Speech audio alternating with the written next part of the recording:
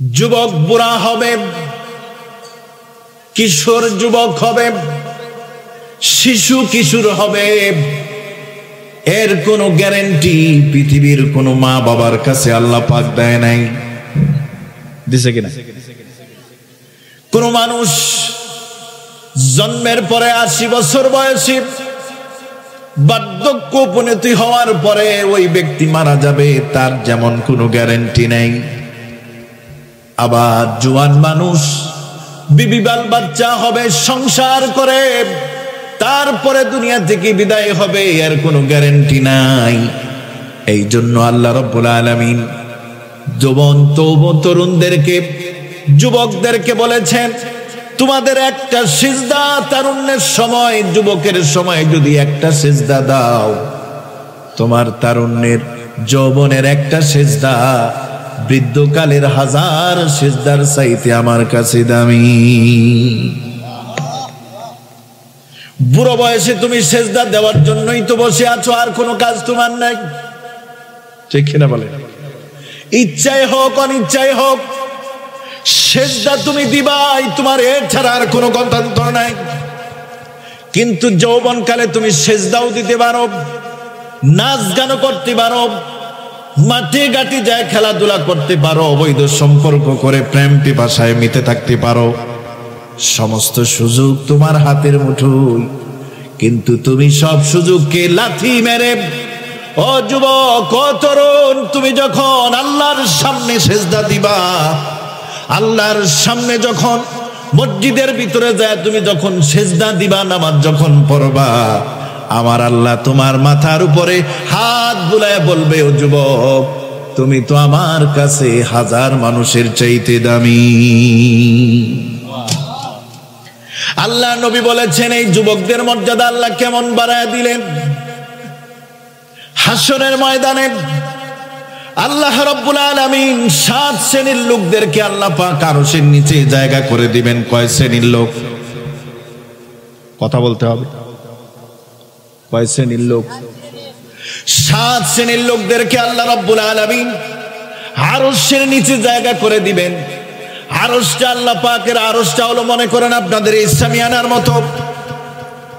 আল্লাহর আরশ ছাড়া হাসরের ময়দানে আর কোনো ছায়া থাকবে না, আর কোনো ছায়া থাকবে না। এই ছায়ার বাহিরে যারা থাকবে তাদের মাথার উপরে আল্লাহ রাব্বুল আলামিন 9 কোটি মাটি থেকে 9 কোটি 30 লক্ষ মাইলের দূরের সূর্যটাকে আল্লাহ পাক আপনার আমার মাথার উপরে ঝুলায় দিবে। এই মাটি থেকে সূর্যের দূরত্ব কতটুকু? আমার যুবক ভাইরা, একজন বুজুর্গ আলেম, উনি মুসাফির বহু দূর থেকে আসছেন। শয়তানের আক্রমণ থেকে মাহফিলের আশপাশের সমস্ত মুসলমানকে তুমি হেফাজত করো, বলো আমি। মুরব্বী যারা আছেন একটু অ্যাক্টিভ হন, ধরে ধরে সব এখান থেকে সরায় দেন। সম্মানিত হাজিরিন, শয়তানের কাম শয়তানি করো, আল্লাহর বান্দারা আল্লাহর কাজ করবে, ঠিক কিনা বলেন? আল্লাহর বান্দারা আল্লাহকে নিয়ে ব্যস্ত থাকবে। আলহামদুলিল্লাহ, মারহাবা বলেন। জমিন থেকে সূর্যের দূরত্ব কত কিলোমিটার? 9 কোটি 30 লক্ষ মাইল। এখান থেকে কিশোরগঞ্জের দূরত্ব, ভৈরব, ঢাকা।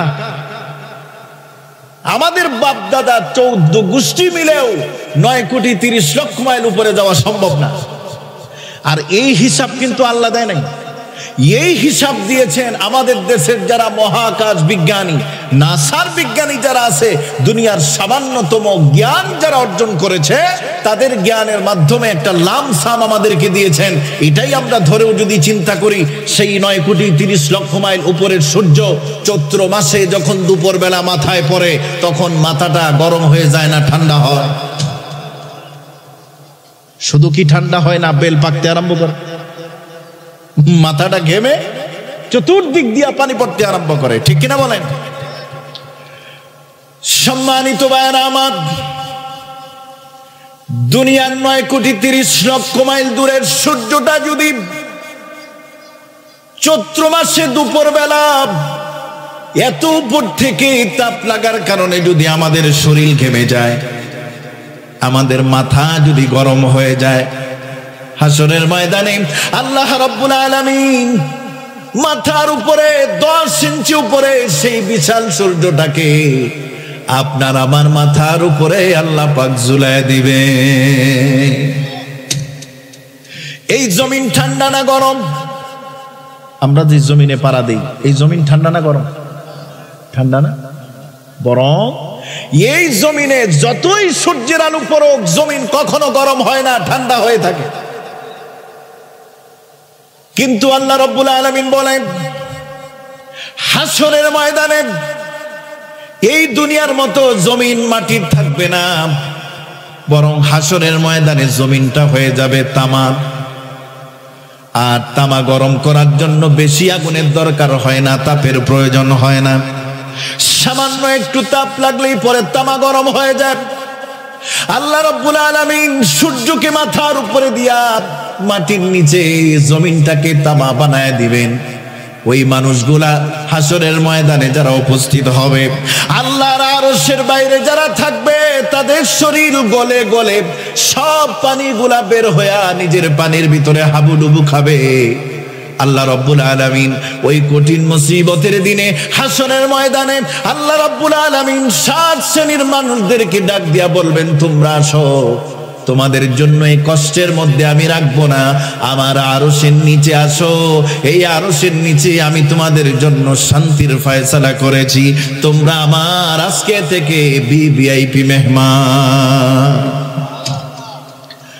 আল্লাহ নবী বলেছেন, সাবাতু ইযল্লিহিমুল্লাহু ফি যিল্লিহি, 7 শ্রেণীর মানুষদেরকে আল্লাহ রাব্বুল আলামিন আরশের নিচে স্থান করে দিবেন।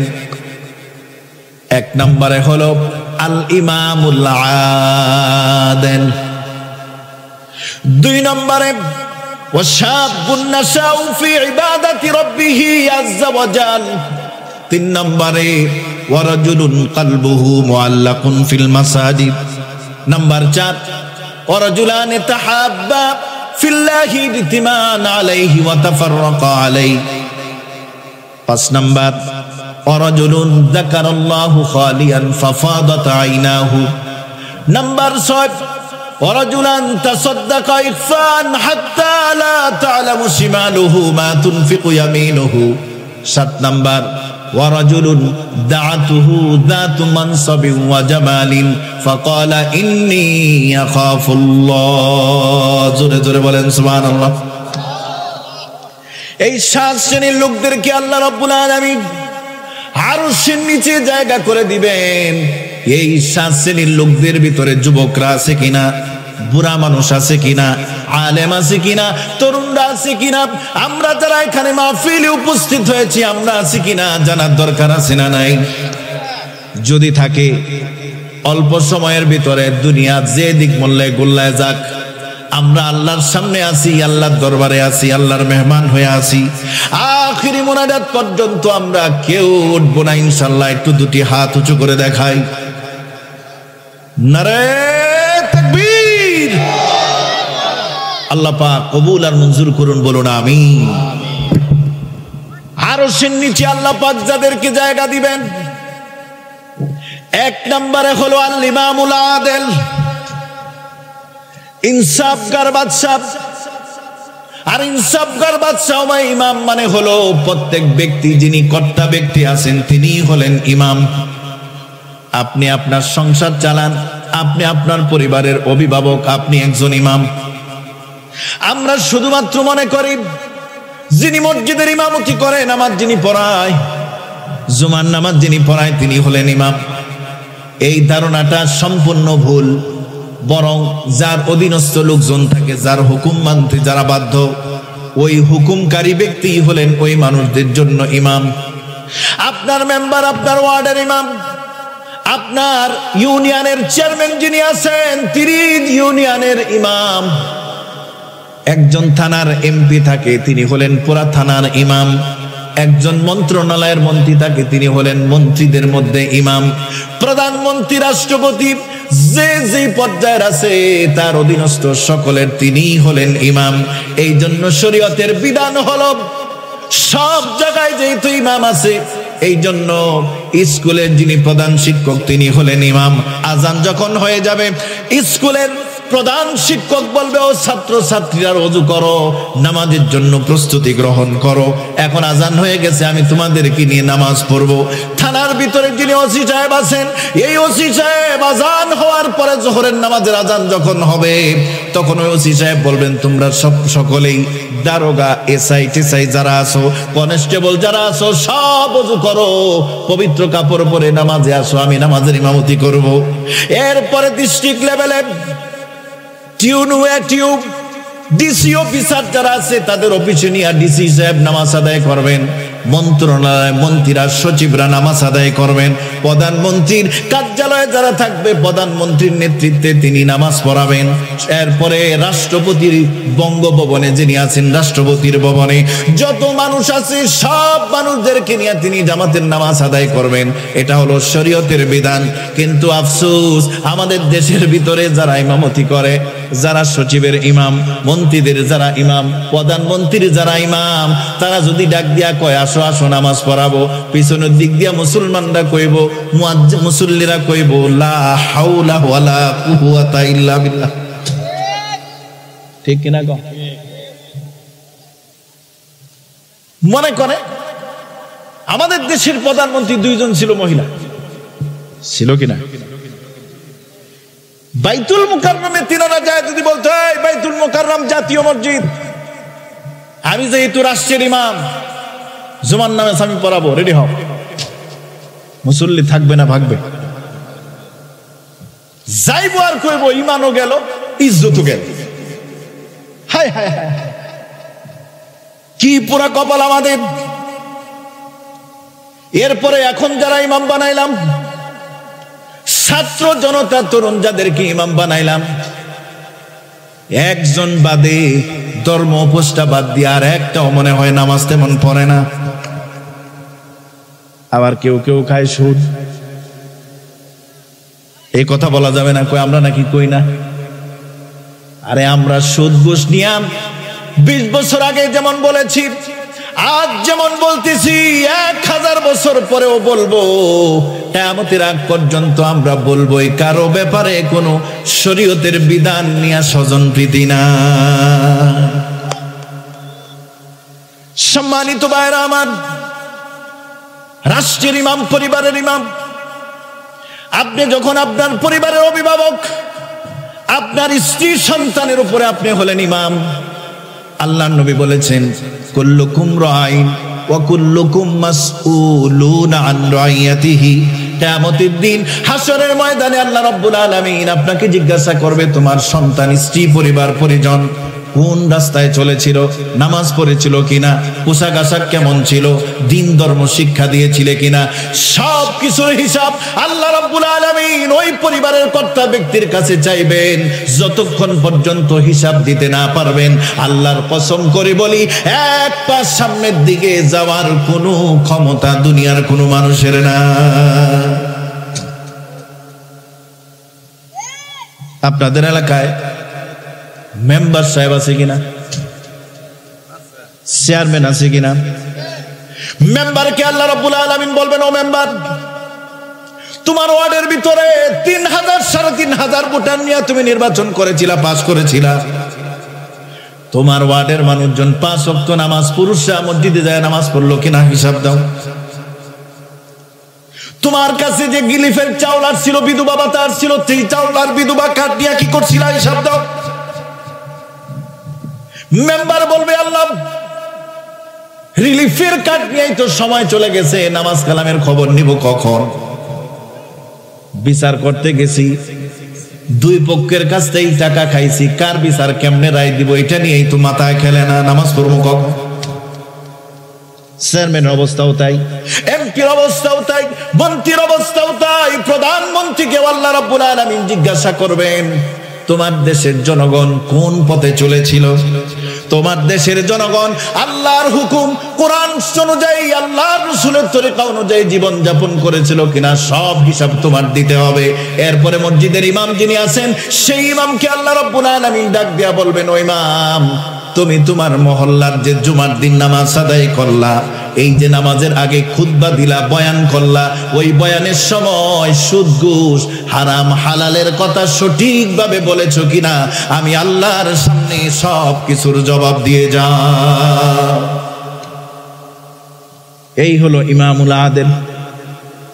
দুনিয়ার জগতে, দুনিয়ার মানুষের ভিতরে হযরত আদম আলাইহিস সালাম থেকে নিয়ে আজ পর্যন্ত প্রত্যেক জামানায় ভালো মন্দ বাদশা দুনিয়াতে আসলো আর গেল। সুলাইমান পয়গম্বরের মতো বাদশাও দুনিয়াতে আসছে, আর ফেরাউনের মতো, নমরুদের মতো, হামান কারুনের মতো জালেম বাদশাও দুনিয়াতে আসছে কিনা বলেন? খারাপ যেমন আসছে, ভালো তেমন আসছে। সব জামানায় বাদশা ভালো ছিল, কিছু কিছু ভালো ছিল, কিছু কিছু খারাপ ছিল। হযরত রাসূল করিম সাল্লাল্লাহু আলাইহি ওয়াসাল্লাম 10 বছর রাষ্ট্র পরিচালনা করেছেন মদিনায়। কত বছর? 10 বছর যিনি প্রধানমন্ত্রী, প্রধান বিচারপতি, প্রধান বিচারক, রাষ্ট্র তিনি কায়েম করলেন। হিন্দু, বৌদ্ধ, খ্রিস্টান, ইহুদি, নাসারা কারো উপরে এক সুলমান পরিমাণ রাসূলুল্লাহ কারো উপরে জুলুম করেন নাই। এই জন্য রাসূলুল্লাহ বলেছেন খায়রুল কুরুনি কারনি। জোরে জোরে সুবহানাল্লাহ কোন। খায়রুল কুরুনি কারনি সুম্মাল্লাযীনা ইয়ালুনাহুম সুম্মাল্লাযীনা ইয়ালুনাহুম। আমার যুগ সর্বশ্রেষ্ঠ যুগ, আমার যুগের মতো ভালো যুগ আগেও ছিল না, পরেও থাকবে না কিয়ামত পর্যন্ত। আমি নবী মুহাম্মদুর রাসূলুল্লাহ সাল্লাল্লাহু আলাইহি ওয়াসাল্লামের মতো রাষ্ট্র এই আল্লাহর জমিনে আর কেউ ইনসাফ কায়েম করে শান্তিময় রাষ্ট্র উপহার দিতে পারবে না। সুবহানাল্লাহ। কালকে বলেন এরকম রাষ্ট্রনায়ক কোথাও আছে? আছে? দুনিয়ার রাজা বাদশাদের ভুল ত্রুটি আছে, কিন্তু আমার নবীকে আল্লাহ রাব্বুল আলামিন বলেছেন আমি হলাম আল্লাহ রাব্বুল আলামিন, আর আপনি সমস্ত সৃষ্টির উপরে দয়া রহমতের সাগর। এই জন্য আমি আপনাকে উপাধি দিয়েছি, আপনি হলেন রাহমাতাল লিল আলামিন। প্রিয় বন্ধুগণ, আবু বকরের যুগ, ওমরের যুগ, উসমানের যুগ, আলীর যুগ, তারা ছিলেন খুলাফায়ে রাশিদা। সাহাবায়ে কেরামদের যুগ স্বর্ণালী যুগ ছিল, কিন্তু তারপরেও অনেক মনীষীদের যুগ এমন আছে তাদের বিচার এমন সুন্দর ছিল, ইনসাফ ছিল, তাদের বিচারের ভিতরে কোনো ফাঁকিবাজি ছিল না, বরং বাদশা নিজেই নিজের বাদশাহী সামনে নিয়ে নিজের নিয়োগপ্রাপ্ত কাজীর সামনে, বিচারকের সামনে কাঠগড়ায় দাঁড়াইছে। তার মধ্যে উল্লেখযোগ্য একজন ইনসাফগার আমলদার আল্লাহর খাঁটি মুমিন বান্দা বাদশা হলেন হারুনুর রশিদ। হারুনুর রশিদের নাম শুনছেন? কথা বুঝতেছেন আমার? বিরক্ত হচ্ছেন না তো? হারুনুর রশিদ, তার বিবির নাম কি? মাশাআল্লাহ, জান্নাতি রমণী, যেমন স্বামী তেমন স্ত্রী। সুবহানাল্লাহ। এই যুবক ভাইরা বসে পড়ো, বসে পড়ো, বসে পড়ো, তোমাদের ওয়াজ হবে। জুবাইদা বাবার বাড়িতে গেছে বেড়াতে। 3 দিন পর স্বামীর বাড়িতে যখন আসলো, বিছানা গোছগাছ করাতে গেল, তখন যায় দেখতেছে বিছানার ভিতরে মানুষের বীর্য পড়ে আছে। কোন স্ত্রী যদি স্বামীর বিছানায় তার অনুপস্থিতি দেখে, স্বামীর বিছানায় মানুষের বীর্য, অবস্থাটা কি হবে বলে? জুবাইদা রাগ করে ফেলল, কাজীর সামনে যায় বলতেছি আমি বাদশা হারুনুর রশিদের বিরুদ্ধে নালিশ করার জন্য আসছি, এফআইআর করতে আসছি, মামলা মোকদ্দমা করার জন্য আসছি, আপনি এফআইআর লেখেন। তখনকার জামানার কাজী বাদশা যত বড়ই হোক, ওই বিচারকও ছিলেন আল্লাহর মনোনীত উত্তম বান্দা। সুবহানাল্লাহ। হারুনুর রশিদের জামানায় 2 জন বিচারক ছিলেন, একজনের নাম হলো কাজী আফঈ রাহমাতুল্লাহি আলাইহি, আরেকজন সবাই চিনেন, নাম তার ইমাম আবু ইউসুফ রহমাতুল্লাহি আলাইহি। এই কাজী আফি রহমাতুল্লাহি আলাইহি সৎ বিচার করেন, ভালো বিচার করেন। এই জন্য রাষ্ট্রের সব দুর্নীতিবাজগুলো একত্রিত হইয়া বাদশাহ হারুনুর রশিদের কাছে অভিযোগ জানাইছে, বাদশাহ নামদার, আপনি যে প্রধান বিচারপতি বানাইছেন, বিচারক বানাইছেন কাজী আফি রহমাতুল্লাহি আলাইহিকে, তিনি কিন্তু লোকটা সুবিধার না, সব শয়তান। মাঝে মধ্যে এক লোকে হয়নি, আপনাদের এলাকায় হয় না? বরং বর্তমান যুগে খারাপের দল ভারী, খারাপ মানুষের সংখ্যা বেশি, ভালো মানুষ থাকে ভয়ে, আর খারাপেরা বুক ফুলায়া চলে। ঠিক না ঠিক? কিয়ামতের আলামত। কথা লম্বা হয়ে যাবে, সংক্ষেপ করি, বক্তা আরেকজন আছে। কাজী আফি রহমাতুল্লাহর নামে অভিযোগ করলাম, কি দুর্নীতি করে, বিচার করে কেমনে? কয় তলে তলে ঘুষ খায়। বড় লোকের বিচার একরকম করে, গরিবের বিচার একরকম করে, মন্ত্রী মিনিস্টারদের বিচার একরকম করে, আর খেটে খাওয়া সাধারণ মুসলমানদের বিচার একরকম করে। দুর্নীতিতে ভরপুর। বাদশাহ হারুনুর রশিদ কাজী আফিকে ডাক দিল রাজ দরবারে। তখনকার মতো তো সংসদ ছিল না।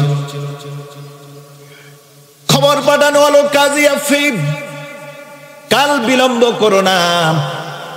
খবর পাওয়ার সঙ্গে সঙ্গে বাদশাহ হারুনের রাজপ্রাসাদে চলে আসো, মন্ত্রিসভার সামনে তোমার নামে বিচার আছে। কাজী আফি হারুনুর রশিদের সামনে যখন আসলেন, আসার সঙ্গে সঙ্গে সালাম দিলেন। সালামের উত্তর দেওয়া শেষ সঙ্গে সঙ্গে বাদশাহ হারুনুর রশিদ হাঁচি দিলেন। হাঁচি দেন না আপনারা? এই হাঁচি দেওয়ার সঙ্গে সঙ্গে মন্ত্রী পরিষদের 313 জন মন্ত্রী মিনিস্টার ছিল, সবাই হাসির জবাব দিয়া দিল, ইয়ারহামুকাল্লাহ। কাজী আফি জবাব দেয়। মন্ত্রীরা কয় মামলা আরো শক্ত হয়েছে। এই যে দুর্নীতিবাজ, আল্লাহর হুকুম মানে না, রসুলের তরিকা মানে না, আরেকটা ক্লু পাইছি, ওরে আরো ফাঁসানো যাবে। মন্ত্রীরা কয় দেখলেন বাদশাহ, যারে আপনি এত বড় দায়িত্ব দিছেন, আপনি হাঁচি দিছেন আর হাঁচির জবাবটাই দিল না। ইসলামের বিধান হলো, কেউ যদি হাঁচি দেন, হাঁচি দিয়া যদি আলহামদুলিল্লাহ বলে, আলহামদুলিল্লাহ যে ব্যক্তি শুনবে, ওই ব্যক্তির ইয়ারহামুকাল্লাহ বলা ওয়াজিব হয়ে যায়। এক আল্লাহর ওলি দুনিয়া থেকে মরে গেছে, মারা গেছে, মৃত্যু হয়ে গেছে। তার এক ছাত্র রাতের বেলা স্বপ্নযোগে উস্তাদকে দেখার পরে বলতেছে, উস্তাদজি, আপনি তো জমানার সব চাইতে বড় আলেম, নিশ্চয়ই আল্লাহ পাক আপনার ইলমের কারণে, আমলের কারণে আপনার জান্নাতের সুউচ্চ মাকাম দিয়েছেন। উস্তাদজি বলতেছে, ও ছাত্র আমার শোনো, আমার কোন আমল, কোন ইলম আমার নাজাতের জন্য জরিয়া হয়ে যায় নাই, বরং ছোট্ট একটা আমলের কারণে আমি 2 টাকা এক আমলের জন্য ব্যয় করেছিলাম। ওই ব্যয় করার কারণে, 2 টাকার খরচ করার কারণে, একটা সুন্নত পালন করার কারণে আল্লাহ পাক আমারে নাজাত দিয়া জান্নাতি বানায় দিয়েছে। ছাত্র বলতেছে, উস্তাদ যে ঘটনা কি? নদীর পারে দাঁড়া আছি, ট্রলার দিয়া, নৌকা দিয়া, নদীর মাঝখান দিয়া মানুষজন যাচ্ছে, নৌপথে মানুষজন যাচ্ছে। ওই নৌকার ভিতরে এক আল্লাহর বান্দা হাঁচি দিয়া আলহামদুলিল্লাহ কইছে। আমি নদীর কিনার থেকে, পাড় থেকে আমি যখন তার আলহামদুলিল্লাহ শুনলাম, ইয়ারহামুকাল্লাহ বললাম, আমার ইয়ারহামুকাল্লাহ বলার জবাবটা দেওয়াটা তিনি শুনেন না। এই জন্য চিন্তা করলাম, আল্লাহর বান্দারে ওই ইয়ারহামুকাল্লাহ জবাবটা শোনায়া দেওয়া দরকার। 2 টাকা দিয়া নৌকা ভাড়া করে মাঝ নদীতে যাও। আল্লাহর বান্দারে বললাম ইয়ারহামুকাল্লাহ, ওই যে আমলটা আমি 2 টাকা খরচ করে করেছিলাম, আল্লাহ রাব্বুল আলামিন আমার যখন হিসাব কিতাব কবরের ভিতরে শুরু হলো, আল্লাহ রাব্বুল আলামিন বললেন সব আমলের ভিতরে 2 নম্বরে আছে, ত্রুটি আছে রে বান্দা, কিন্তু তুমি যে 2 টাকা খরচ করে ওই হাঁচির জবাব দিয়েছিলা, এই জন্য আমি তোমার জিন্দেগীর সব গুনাহ মাফ করে আমি তোমার সেই ইয়ারহামুকাল্লাহর বলার কারণে আমি তোমার জান্নাতের মেহমান বানায়া দিলাম।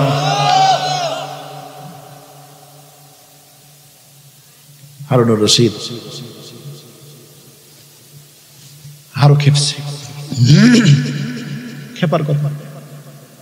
বাদশাহ হাসি দিছে, জবাব দিল না, কত বড় বেয়াদব। এবার হারুনুর রশিদ বলতেছি, তোমার আমি প্রধান বিচারপতি খুব যাচাই বাছাই করে বিশ্বাস করে আমি তোমার প্রধান বিচারপতি বানাইছি, তুমি লোকটা যে এত খারাপ আজকে আমি বুঝলাম।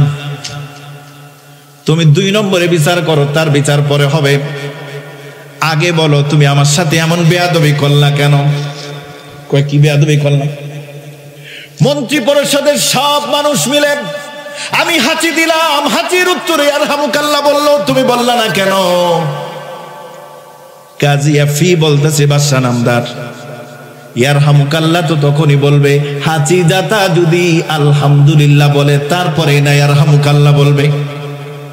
আপনি হাঁচি দিয়া শেষ করতে পারেন নাই, সঙ্গে সঙ্গে তারা ইয়ারহামুকাল্লাহ বলছে, আপনি নিজেই তো আলহামদুলিল্লাহ বলেন না, ইয়ারহামুকাল্লাহ বলবো কেমনে? বাদশা কয় কথা তো ঠিক, তাহলে ওরা আগের থেকেই ইয়ারহামুকাল্লাহ কইলে লোকে একবার কয় সব তেল মারছে আপনারে। কি মারছে? এই সাটুকার আছে না না? এই সাটুকার আছে না নাই? বাংলাদেশের তেলের বাজার বাড়তি কেন জানেন? এই তেল বাজার কারণে। তেলের দাম সপ্তাহে সপ্তাহে 20 টাকা করে বাড়ে, কারণ তেল খাইব কত, মালিশের লোক বেশি। কথা লাইন মতো কইতেছি না বেলাইন হয়ে গেছে? কার কাছে যাবেন আপনি? একেবারে মহল্লার যিনি টুটকা সামসা একটা দল করে, একটা কর্মী, হেরেও তেল মারার লাগে এলাকার 2-3টা পোলাবাদ করে।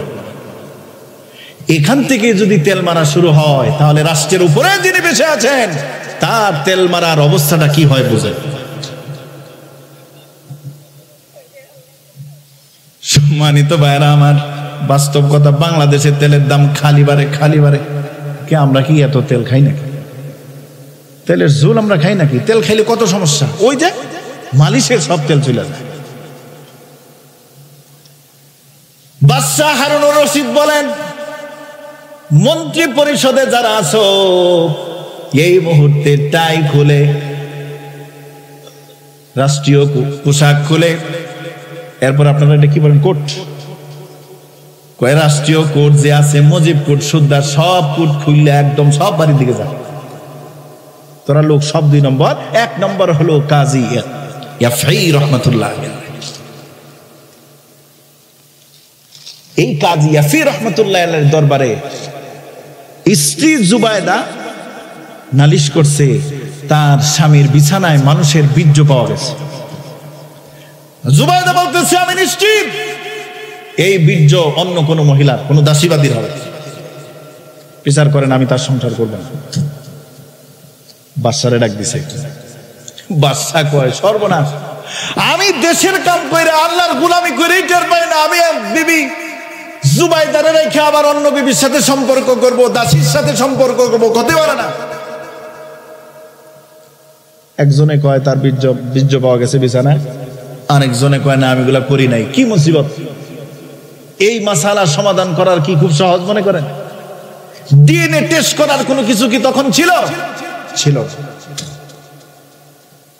সম্মানিত ভাইরা আমার, যুগে যুগে আল্লাহর পয়গম্বররা যেমন ইনসাফ করেছেন, তাদের সাথীবর্গ সাহাবায়ে কেরাম খোলাফায়ে রাশিদিন তারাও ইনসাফ কায়েম করেছেন। হযরত ওমরের জীবনী ঘেঁটে দেখুন কেমন ইনসাফগার বাদশা ছিলেন, ইমামুল আদিল। তারা হলেন ইনসাফের মাপকাঠি, সত্য ন্যায়ের মাপকাঠি। এমন ইনসাফদার বাদশা যদি আজকেও যদি কোনো দেশের ভিতরে হয়ে যায়, আল্লাহ রাব্বুল আলামিন বলেছেন, ওয়ালাউ আন্না আহলাল কুরা আমানু ওয়াত্তাকাউ লাফাতাহনা আলাইহিম বারাকাতিন মিনাস সামাওয়াতি ওয়াল আরদ। সুবহানাল্লাহ। আকাশ আর জমিনের সব দরজা আমি খুলে দিব যদি তোমাদেরকে আমি রাষ্ট্র ক্ষমতা দেই। ইনসাফ ভিত্তিক যদি তুমি রাষ্ট্র পরিচালনা করো, দেশ যদি ইনসাফ ভিত্তিক চলে, ন্যায় অন্যায় সবকিছু বিবেচনা করে যদি ইনসাফের সহিত যদি বিচার কার্য হয়, বড় লোকের যেই বিচার, গরিবের সেই বিচার, একটা এতিম মিসকিনের যে অধিকার আছে রাষ্ট্র যদি সেই অধিকার দেয়, বিধবা ভাতা যদি ঘরে বসে বসে পায়, একজন অন্ধ মানুষের হক যদি রাস্তায় বসে বসে পায়, ঘরে বসে যদি পায়, এমন রাষ্ট্র ব্যবস্থা যদি আজও পৃথিবীর বুকে কায়েম হয়ে যায়, ওই ব্যক্তি ওই রাষ্ট্রকে আল্লাহ রাব্বুল আলামিন বলেছেন, আকাশ আর জমিনের যত রহমত আর বরকতের দরজা খোলা আছে, আমি আল্লাহ পাক সমস্ত দরজাগুলি খুলে দিয়া ওই রাষ্ট্রকে সব দিয়ে আমি পরিপূর্ণতা দান করে দেব। সুবহানাল্লাহ। 2 নম্বরে, ওয়াশাবুন নাসাউ ফি ইবাদাতি রাব্বিহি আযজা ওয়া জাল। 7 শ্রেণীর ভিতরে 1 নম্বর হলো যারা ইনসাফ ভিত্তিক জীবন যাপন করে, মানুষের প্রতি, রাষ্ট্রের প্রতি যারা ইনসাফ করে। আল্লাহ রাব্বুল আলামিন ওই কঠিন মুসিবতের দিনে হাসরের ময়দানে আল্লাহ রাব্বুল আলামিন ডাক দিয়া বলবেন, তুমি চলে আসো। ও রাজা বাদশা, ও বিচারক, ও কাজী, ও মেম্বার, ও চেয়ারম্যান, ও ইমাম, তুমি চলে আসো, আর দেরি বের করো না। তোমার জন্য আমি কঠিন ব্যবস্থা রাখি নাই, বরং আবার আরশের নিচে ওই যে এয়ার কন্ডিশন দিয়া হাউজে কাউসারের পানি দিয়া রাসূলুল্লাহর হাতের মাধ্যমে তোমারে আমি এমন পানি পান করায় দিব, যতক্ষণ পর্যন্ত জান্নাতের ভিতরে প্রবেশ না করবা ততক্ষণ পর্যন্ত তোমার কোনো পিপাসা লাগবে না। নাম্বার 2, যেই কথা বলার জন্য আমি এতগুলা কথা বললাম, ওয়াশাবুন নাসাউ ফি ইবাদাতি রাব্বিহি আযজা ওয়া জাল। যেই যুবক যৌবনের বয়সে, তারুণ্যের সময়, যেই বয়সে তারুণ্যের সময় যেই যুবক আল্লাহর গোলামি করবে, আল্লাহর সামনে মাথা নত করে দিবে, আল্লাহর সামনে মাথা নত করে দিয়া কোরআন হাদিস অনুযায়ী যখন জীবন যাপন করবে, আল্লাহ রাব্বুল আলামিন ওই যুবকদেরকে ডাক দিয়া বলবেন, ও যুবক, গোল্ডেন টাইম, তোমার উত্তম সময়টা কি? তোমার যেই সময়টার ভিতরে গুনাহ করার সম্ভাবনা ছিল, ইচ্ছা থাকা সত্ত্বেও তুমি সেই গুনার কাজটা তুমি করো নাই। আল্লাহর জন্য, রাসূলের জন্য, দ্বীনের জন্য, ইসলামের জন্য তুমি যে সময়টা ব্যয় করলা, ও যুবক, তোমার ওই গোল্ডেন টাইমের কারণে, তোমার এই যৌবন বয়সের ইবাদতের কারণে আমি তোমাকে আমার আরশের নিচে জায়গা করে দিব। তুমি আর দেরি করো না, বিলম্ব করো না, আমার আরশের নিচে তুমি জায়গা করে নাও। সুবহানাল্লাহ। এই যুবক মানুষ তারুণ্যের অবস্থাটা কেমন চিন্তা করো।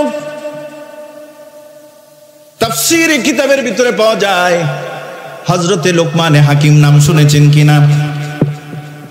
গোলাম ছিল, গোলাম, মানুষের গোলাম, আল্লাহর মস্ত বড় গোলাম ছিল। সুবহানাল্লাহ। নবী ছিল না, পয়গম্বর ছিল না, কিন্তু হযরতে লোকমানের কথার কাজের কারণে, তার গুণের কারণে আল্লাহ রাব্বুল আলামিন কুরআনুল কারীমের ভিতরে সূরা লোকমান নামে লোকমানের নামকরণ করে একখানা সূরা তামাম পৃথিবীর মানুষের জন্য উপহার দিয়েছেন। সুবহানাল্লাহ। হযরতে লোকমান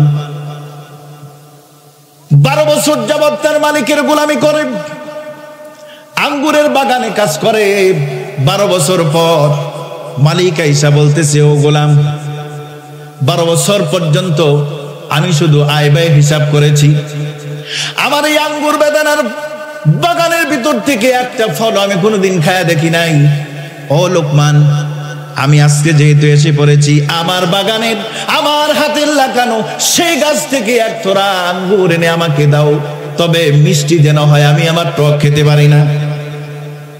হযরতে লোকমান বড় সুন্দর করে একটা পাত্র করে এক ফনা আঙ্গুর যখন মালিকের সামনে দিলেন, মালিক বড় খুশি হয়ে মুখের ভিতরে দেওয়ার সঙ্গে সঙ্গে সঙ্গে টক লাগছে। কি লাগছে? টক। অনেক মানুষ টক খাইতে পারে না, পুরুষ মানুষ টক খাইতে পারে। আরে গর্দভ, তোমাকে বললাম মজাদার মিষ্টি পাকা টসটসে আঙ্গুর আনার জন্য তুমি টক আনলা কেন? সরো, ভালোটা নিয়ে আসো।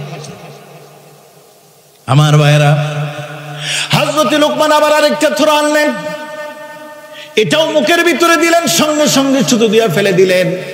রাগে অগ্নিশর্মা হয়ে আরো কেঁপে গেলেন। তিরস্কার করে বললেন, যাও এটাও পরিবর্তন করে নিয়ে আসো। তিনবারের সময় যেই থোড়া আনলো এটাও টক। এবার মালিক বলতেছে, এই লোকমান, তুমি মানুষ নাকি অন্য কিছু? তোমাকে আমি বললাম আমার বাগানের ভিতরে যে গাছের ভিতরে সবচাইতে বেশি মিষ্টি আঙ্গুর আছে ওই গাছ থেকে এক ফনা আঙ্গুর নিয়ে আসো, তুমি শুধু টক নিয়ে আসো, পাইছো নাকি? তোমার কি ধারণা হয় নাই 12 বছরে কোন গাছের ভিতরে মিষ্টি ফল হয়, কোনটার ভিতরে টক হয়, কোনটার ভিতরে তিতা হয়? 12 বছর যাবত তুমি এই বাগানের মালিক, এখন পর্যন্ত তোমার এই কাজটাই হলো না, তুমি কেমন মালিক? হযরত লোকমান বলেন, ও আমার মালিক, আমি আপনার গোলাম। 12 বছর আগে আপনার সাথে যখন আমার চুক্তি হয়েছিল, তখন শুধুমাত্র চুক্তি হয়েছিল আমি এই বাগান পাহারা দিব, ডালপালাগুলা ছেটে দিব, গাছের গোড়ায় পানি দিব, আর সমস্ত ফল ফলাদি সময় হলে পরে বেচে আপনার অ্যাকাউন্টে টাকাটা জমা দিয়ে দিব, আর মাসে মাসে আপনি আমাকে বেতন দিবেন। কিন্তু এক মুহূর্তের জন্য আপনি বলেন নাই, ও লোকমান, মাঝে মধ্যে আমার বাগানের 2-1টা ফল তুমি খেয়ে দেখো, টেস্ট করে দেখো পাকা না কাঁচা, মিষ্টি না তিতা, এই কথা আপনি বলেন নাই। এই জন্য 12 বছর যাবত আমি লোকমান কোনটা টক কোনটা মিষ্টি পড়ে গেছে, ফুলে গেছে, পচে গেছে, সব জোরে পড়ে গেছে। আমি লোকমান অনুমতি না থাকার কারণে একটা ফলও কোনোদিন মুখে দিয়া দেখি না। মালিক দ্বারা গেল, বলতেছি, ও লোকমান, তুমি সাধারণ কোনো গোলাম নও, আমার দ্বারা তোমাকে গোলাম বানায় রাখা ঠিক হবে না। তুমি যে আল্লাহর গোলামি করো, যে আল্লাহর পরকালকে তুমি এত ভয় পাও, আমি তোমাকে আজাদ করে দিলাম। ও লোকমান, আজ থেকে তুমি মুক্ত, আমার গোলামি করা লাগবে না, বরং একমাত্র আহকামুল হাকিমিন স্বয়ং আল্লাহ তাআলার গোলামি করো। সম্মানিত ভাইরা আমার, গোলাম মানুষ গোলামি অবস্থায় যুবক মানুষ, লুকমান হাকিম তখন পর্যন্ত বিবাহ শাদী করে নাই, যুবক মানুষ, তরুণ মানুষ, ওই সময়টাকে কাজে লাগাইছে। আল্লাহ রাব্বুল আলামিন এই কারণে তার মর্যাদা দিল, তার কথাগুলি, তার ওয়াজগুলো, তার বয়ানগুলি আল্লাহ রাব্বুল আলামিন এত বেশি পছন্দ করেছেন। সূরা লোকমানের ভিতরে আল্লাহর কথা একটাও নাই, বরং সমস্ত কথাগুলি লোকমানের বলা কথা। সুবহানাল্লাহ বলেন না? কারণ আল্লাহ রাব্বুল আলামিন বললেন, ও লোকমান, আমি আল্লাহর যা পছন্দ আমি যা বলতাম, তুমি আমার বান্দা গোলাম হয়ে তোমার জবান দিয়া তাই বলে দিলা। তোমার কথা আমার কথার ভিতরে কোনো পার্থক্য নাই, এই জন্য আমি তোমার সব কথাগুলোকে আখিরি পয়গম্বর নবী মুহাম্মদুর রাসূলুল্লাহ সাল্লাল্লাহু আলাইহি ওয়াসাল্লামের কোরআনের ভিতরে ঢুকায়া দিব। যুবকের মর্যাদা আছে না নাই? এই 7 শ্রেণীর ভিতরে 2 নম্বরে যুবকদেরকে আল্লাহ রাব্বুল আলামিন আরশের নিচে জায়গা করে দিবেন। এই যুবকদের মর্যাদা হলো এমন, হুজুর এসে পড়েছেন, এই জন্য কথা আর বাড়ালাম না। যুবকদেরকে বলবো, এই যে তোমরা সুপ্রভাত একতা যুব সংঘ ফাউন্ডেশনের নামে তোমরা করেছো, গরিব মানুষের জন্য তোমরা দান করো, চিকিৎসা করো, উপকার করো, সেবা করো, এমনকি দ্বীনি মজলিসের মাহফিল আয়োজন করো। ও যুবকরা, তরুণরা, তোমরা যারা এই কাজের ভিতরে সম্মিলিত বাজবে আছো, তোমাদের এই কাজ, আর আমার নবী যখন কিশোর ছিলেন, আমার রাসূল তখন একটা সংগঠন করেছিলেন যার নাম হিলফুল ফুজুল, ঠিক না? ওই হিলফুল ফুজুলের যে কাজ, যুব সংঘ একতার কথা, সেই কাজ আল্লাহ রাব্বুল আলামিন তোমাদের এই কাজকে ওসিলা করে, আঞ্জামকে ওসিলা করে দুনিয়াতেও তোমাদেরকে সম্মানিত করবেন, আর মৃত্যুর পরে আল্লাহ রাব্বুল আলামিন তোমাদেরকে ডেকে ডেকে আল্লাহর আরশের নিচে জায়গা করে দিবেন। বলুন আমিন। কথা এই পর্যন্তই, হুজুর বলবেন বাকি কথা। আল্লাহ রাব্বুল